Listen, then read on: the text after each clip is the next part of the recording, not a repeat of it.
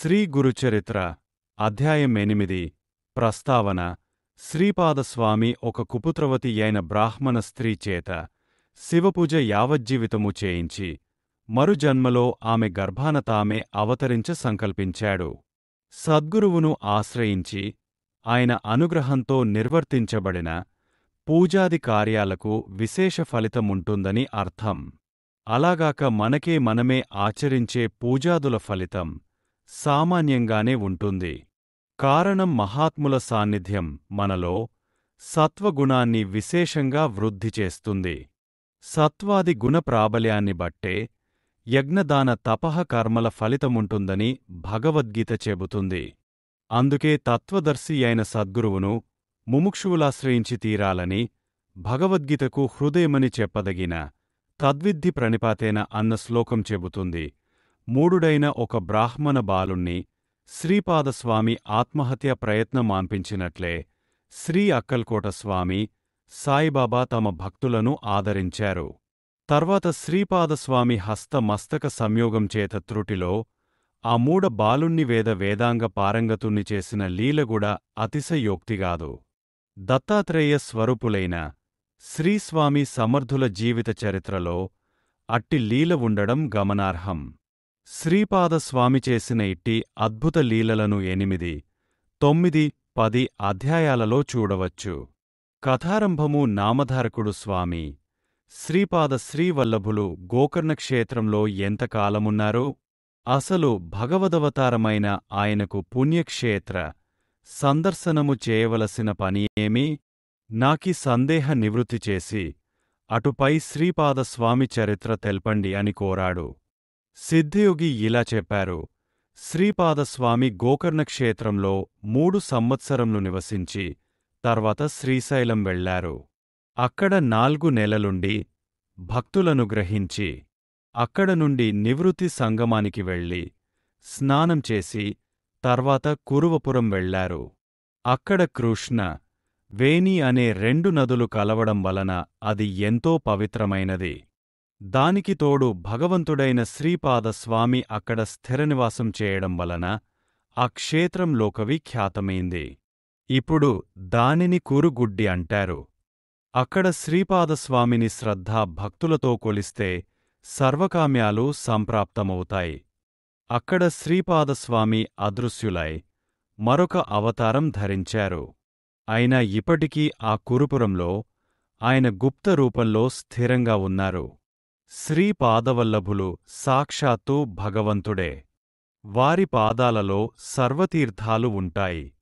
అయినప్పటికీ పుణ్యక్షేత్రాలన్నింటినీ పావనం చేయడానికి, ఆయా క్షేత్రాలలోని ముముక్షువులను ఉద్ధరించడానికి కూడా ఆయన దేశాటనం చేశారు. పుణ్యక్షేత్రాలు, పుణ్యనదులు తమను సేవించిన భక్తుల పాపాలు చిరకాలం కడిగి వేయడం వలన చివరకు అవే మలినమవుతాయి. అప్పుడు శ్రీపాదుల వంటి మహాత్ముల పాదస్పర్శ వలన తిరిగి పవిత్రమవ్వాలని అవి తపించిపోతుంటాయి. ఈ విషయం శాస్త్రాలు చెప్పాయిగూడా. ఇక శ్రీపాదుల వృత్తాంతం వివరిస్తాను. శ్రద్ధగా విను. కురుపురంలో వేదవిదుడైన ఒక సద్బ్రాహ్మణుని భార్య అంబిక మహాపతివ్రత. కాని పూర్వకర్మ వలన ఆమెకెందరో పిల్లలు పుట్టిగూడా కొద్ది కాలంలోనే చనిపోతుండేవారు. ఆమె ఎన్నో దానాలు, వ్రతాలు చేసింది. ఎన్నో తీర్థక్షేత్రాలు దర్శించింది. కొంతకాలానికి ఆమెకొక కొడుకు పుట్టాడు. కాని దురదృష్టవశాత్తు ఆ పిల్లవాడు స్తబ్దుడు, బుద్ధిహీనుడు, జడుడు అయ్యాడు. అయినప్పటికీ లేక కలిగిన అతనిని తల్లిదండ్రులు ఎంతో గారాబంగా పెంచుతున్నారు. 8వ సంవత్సరము రాగానే తండ్రి అతనికి ఉపనయనం చేసి వేదాధ్యయనం చేయించాలని చూచాడుగాని ఆ మందమతి ఎంతకాలానికి ఒక్క వేద మంత్రమైనా సరిగా నేర్చుకోలేకపోయాడు. ఆ మంత్రానుష్ఠానం ద్వారానైనా అతనిని బుద్ధిమంతునిగా చేయాలని తండ్రి అతనిని కొడుతుండేవాడు. అది చూడలేక అంబిక అడ్డువచ్చి, వీడు లేక కలిగిన పిల్లవాడు మందమతి యైన వీనిని దండిస్తే మటుకు ఏమి లాభం? వీనికి విద్య రాకున్నా సరే మీరు వాణ్ణి కొట్టవద్దు. బ్రతికినంత కాలం వీనిని ఇకనైనా సుఖంగా బ్రతుకనివ్వండి. ఇక మీదట మీరు వానిని శిక్షిస్తే నేను మీ ఎదుటే బావిలో దూకి మరణిస్తాను అన్నది. ఆ బ్రాహ్మణుడు కూడా ఆలోచించి ఆ పిల్లవాడు అజగళస్తనం వలె వ్యర్థుడని తలచి నిరాశ చెంది ఊరుకున్నాడు. కొంతకాలానికి ఆ బ్రాహ్మణుడు ఆ దిగులుతోనే మరణించాడు. దిక్కులేక అతని భార్య అంబిక తన కొడుకుతోగూడా బిచ్చమెత్తుకుని బ్రతుకుతుండేది. ఆ బాలుణ్ణి చూచి గ్రామస్థులు, ఓరీ పండితపుత్రా, నీ బ్రతుకు వ్యర్థం. నీవు నీ కులానికే మచ్చ తెచ్చావు. నీ తల్లి బిచ్చమెత్తుకొస్తే కూర్చుని తింటున్నావు.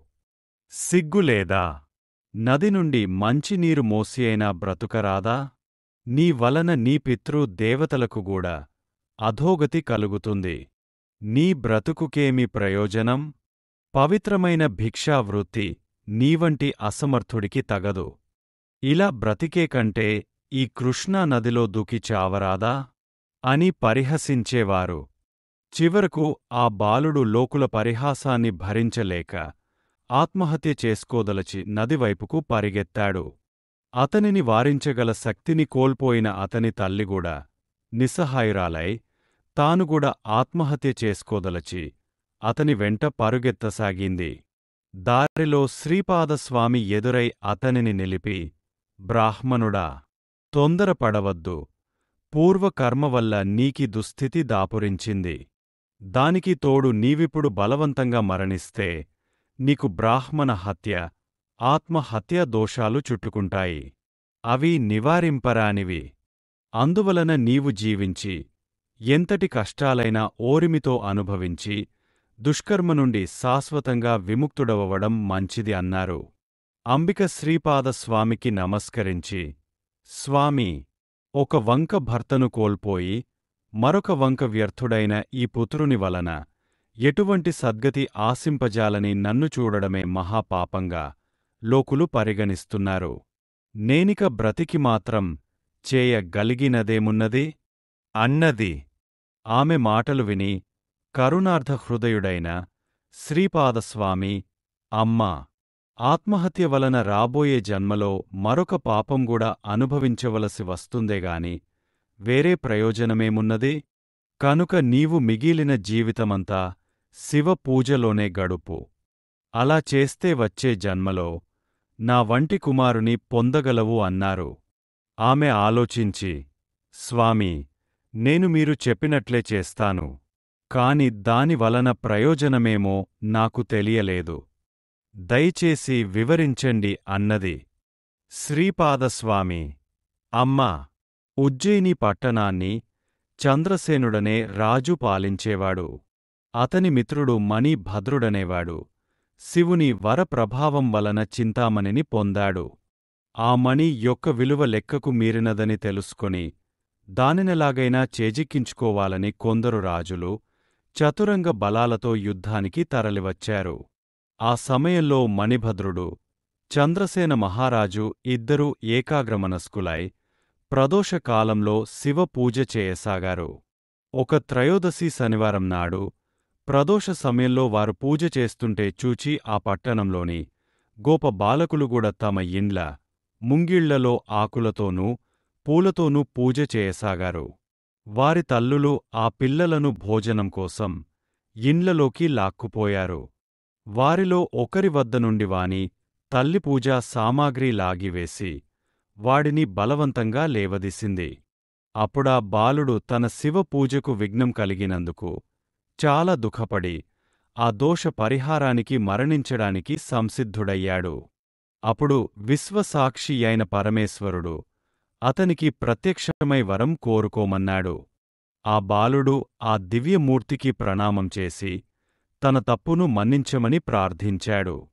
శివుడు, వత్సా, భక్తిచేత నీవు నా సాయుజ్యం పొందగలవు. నీ తల్లి తెలియక అపరాధం చేసింది. అయినా నీ అర్చనా విధానం చూచింది గనుక మరు జన్మలో విష్ణు జనని అవుతుంది అని వరమిచ్చి అంతర్ధానమయ్యాడు. అక్కడున్న లింగము దివ్య తేజస్సుతో వెలిగిపోతున్నది. యుద్ధానికి వచ్చిన రాజులంతా ఇదిచుచి సూర్యుడు రాత్రి పూటగూడా ప్రకాశిస్తున్నాడని తలచారు. అంతటి భక్తి శ్రద్ధలు ప్రజలలో కలిగించిన పుణ్యాత్ముడైన చంద్రసేనుడికి మేలు చేయదలచి అంతటి మహానుభావునితో యుద్ధం చేయాలనుకోవడం బుద్ధి తక్కువ అని పశ్చాత్తాపం చెంది వారంతా సగౌరవంగా చంద్రసేన మణి భద్రులను దర్శించడానికి వచ్చారు.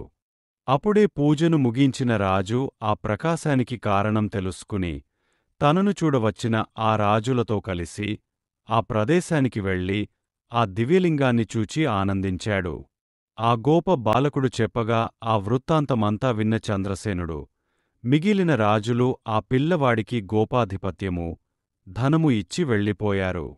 తరువాత ఆ గోపాలుని తల్లి యశోదగా జన్మించి విష్ణువుకు జనని అయింది. కనుక అమ్మా, శివపూజా మహిమ వలన మరు జన్మలో నీవుగూడా అలాగే అవుతావు అన్నారు.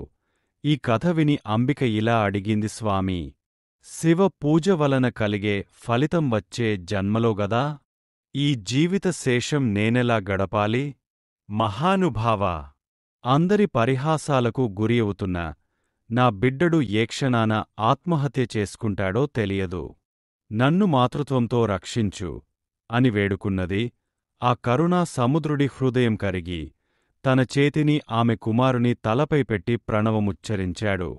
ఆ మూర్ఖబాలుడు తక్షణమే బృహస్పతియంతటి జ్ఞాని, వక్త అయ్యాడు. అప్పుడతనిని మాతృసేవకు నియోగించి శ్రీపాదస్వామి ఆమెతో, అమ్మా, దుఃఖం విడిచి నీ జీవిత శేషమంతా శివపూజలో గడుపు. వచ్చే జన్మలో నాయంతటి కుమారుడు కలుగుతాడు అని వరమిచ్చాడు. ఆమె పరమానంద భరితురాలై పుత్రునితో తన ఊరికి వచ్చి జీవితమంతా శివార్చనలో గడిపి ధన్యురాలైంది. శ్రీదత్తాయ గురవే నమః. శ్రీ శ్రీపాద శ్రీవల్లభాయ నమః. శ్రీ నృసింహ సరస్వత్యై నమః. నా ఛానల్ని చూసి నేను పెట్టే ప్రతి వీడియోని చూస్తున్నందుకు మీ అందరికీ కృతజ్ఞతలు. దయచేసి నా వీడియోలని లైక్, షేర్ చేయండి. కుదిరితే కామెంట్ చేయండి. కొత్తగా చూసేవాళ్లు నా ఛానల్ని సబ్స్క్రైబ్ చేయండి.